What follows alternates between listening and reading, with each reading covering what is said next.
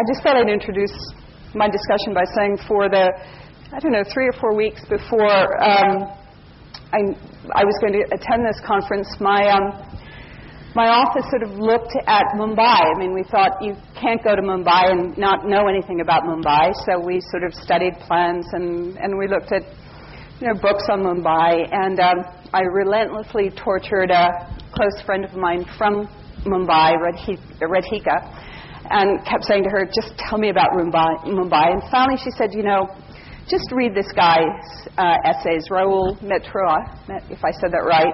And she said, and read that and you'll know something about Mumbai. And I think the essay is called Learning from Mumbai. And actually the most amazing thing happened in a certain way is I learned a little bit about Mumbai, but I actually learned a lot more about my own practice from reading his work. And I feel like that already is the kind of collaboration that is valuable. I'm here to learn from you. And I'm going to incorporate some of his thoughts into my talk. I was a little bit worried about whether this would be relevant, but Radhika said to me, in the end, shut up. They'll decide if it's relevant or not. So that is up to you. I have a 6-person practice in Brooklyn, which is the New Manhattan, in case you hadn't heard that. And we have 4 lighting designers and a community organizer and a support person. And we do 2 kinds of work, primarily. We collaborate with artists who want to incorporate lighting into their work. And we also light spaces where artwork is shown. But the majority of our practice is in the urban public realm. There's 2 things that have really shaped our practice, or two aspects of my life. The first is that I'm a New Yorker. And that means something very particular. It means to me that the majority of my social life is lived in public space. Not at home, but in public space. In streets, under bridges, on top of bridges, on street corners. In New York, when we go out to meet with people, as many of you probably know from visiting there, we don't go to a public space. We go out. And so this idea, I think it's an important one, this distinction between the public space and public realm. The other thing about being a New Yorker is that primarily when you're in the public realm, you're engaging with strangers. And I think there's a very interesting urban sociologist who's argued that that is the defining notion of the public realm is that it's inhabited by people that are personally unknown to you, either biographically or even culturally, or they might not even inhabit the same life world as you do. And so this maintenance, I think this is something that New Yorkers are really fighting for now, this maintenance of the public realm, this maintenance of spaces for strangers to meet in a civilized way, because so much of our space is in danger of being incorporated by corporations. This is something very important to our firm, and we pick our projects to a great extent by thinking about how we can help strangers meet. We kind of call it the art of the encounter.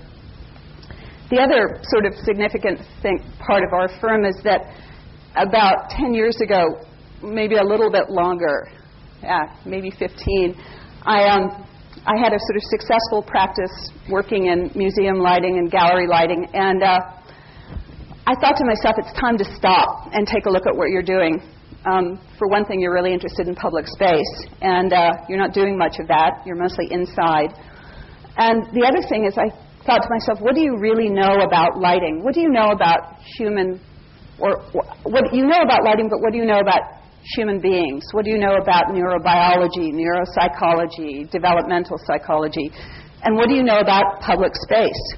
So I closed the practice, took a lot of school loans, got a job I didn't have to think much about, and I went back and got a PhD in environmental psychology. And I learned a lot, and I'm not going to go into what I learned in great detail because of time, but it does inform our practice. We are a practice that thinks about the psychology of human beings. We think about how the brain is structured, and maybe this is a sort of poetic way of saying is, we're not really that concerned with what people see, but we're very concerned with what people feel in their emotional brains. And if there is a sort of motto of the firm that we sort of came up with fairly recently, it was Tillett Lighting Design, we do less with less. Halfway through my PhD, I was given a really rare opportunity to do a project that was commissioned by the Department of Transportation, and I'm going to show you that project quite quickly and then show you how it shaped other projects that we've worked on. Just to give you what the criteria was, the Department of Transportation said to us, we want you to design a lighting system that will be additional to the existing street lighting. You cannot take down any of the existing street lighting. It has to be very creative. It has to encourage pedestrians to walk on the street. You have absolutely no money at all. Probably it won't be maintained. And you're going to be given very few pieces of equipment. I was like, great. That's the job. And they said to me, you can pick any community that you want in New York. Any. We've got 52 community boards. And I said, I pick East New York. They said, you can't pick East New York. I said, oh, yes, I can. They said, why? And I said, well, it's weird. East New York at that time was the highest crime neighborhood in New York. But I had spent some time out there volunteering in the public schools teaching theater lighting. And I said, it's the strangest place. It's very high crime. It's very poor.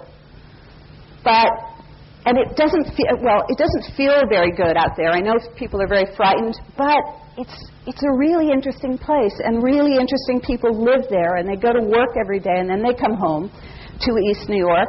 And why wouldn't you pick a community where people really need some additional lighting and would work closely with me, because I'd ask them if they were interested, and they were like, we're totally interested. Why wouldn't I pick a community where it would make a difference? So I picked East New York, and let's see if I can operate this thing. Sorry. It's a problem with glasses.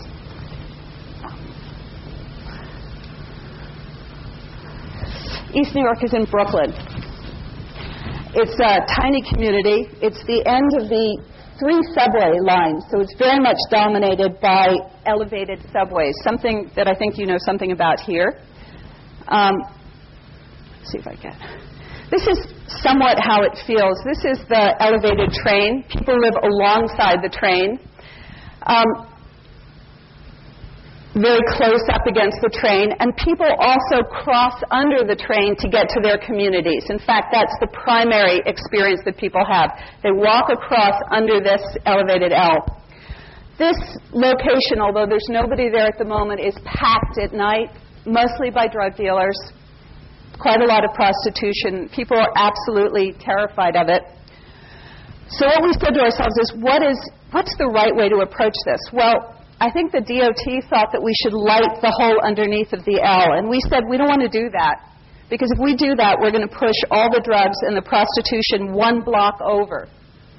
We're not going to do that. What we're going to do is light 1 block over. So, let's show that to you. So if you look right, let's see if I can do this. If you look, there's the elevated subway. What we decided to do was light the intersections on the street, and then we would light 1 block over. Now, if you just look at this plan for a minute, you're going to see there's no restaurants, there's no little stores along here. This isn't like Jane Jacobs. There's nothing here except a few key institutions, a daycare center, the library, a landmark church. Other things are vacant lots, cemeteries, and then some apartment buildings. Whoops, sorry. So what did we do under the L? There was an existing